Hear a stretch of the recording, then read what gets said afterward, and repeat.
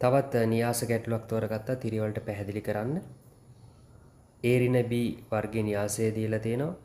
a වර්ග ධන b වර්ගයේ න්‍යාසය ගැටලුව අහන්නේ a ධන b වර්ගයේ න්‍යාසයේ අවයවයන්ගේ එකතුව. මේ ගැටලුව විසඳද්දී මුලින්ම මතක තියාගන්න ඕන දේ පැහැදිලි කරන්න. a ඍණ b වර්ගය න්‍යාසය මේ විදිහට ලියා ගන්න බෑ. a වර්ග ඍණ 2ක් kb ධන b වර්ගයයි කියලා ලියන්න අවසර නැහැ. ඒ වගේම a ධන b වර්ගයේ න්‍යාසෙත් a වර්ග ධන 2ක් kb ධන b වර්ග කියලා ලියන්න අවසර නැහැ. a ඍණ b ගේ වර්ගය ලියාගමු.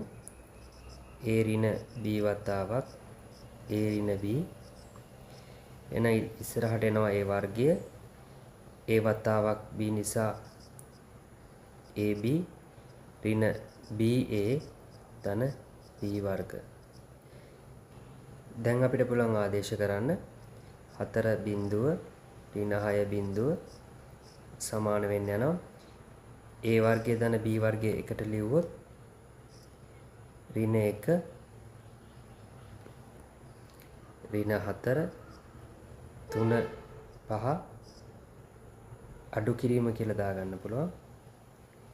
AB ඍණ BA AB ධන BA ගේ අවයව වෙනවා නම් ඍණ 5 ඍණ 4 9 5යි. මේ වෙද්දී AB ධන BA න්‍යාසය අපි දන්නවා. ඍණ 5 ඍණ 4 ධන 9 5 එකතු කරන්න තියෙනවා. a වර්ගයේ ධන b වර්ගයේ න්‍යාසය ඒකේ එනවා ඍණ 1 ඍණ 4 3 සහ 5 අවයව. එහෙනම් a ධන b වර්ගයේ න්‍යාසය එනවා ඍණ 6 ඍණ 8 12 10. එහෙනම් අවයව වල එකතුව පල්ලෙහෙන් එනවා 22ක් උඩින් එනවා 14ක් අඩු කරාම එනවා තුන්වෙනි පිළිතුර 8යි කියලා එනවා.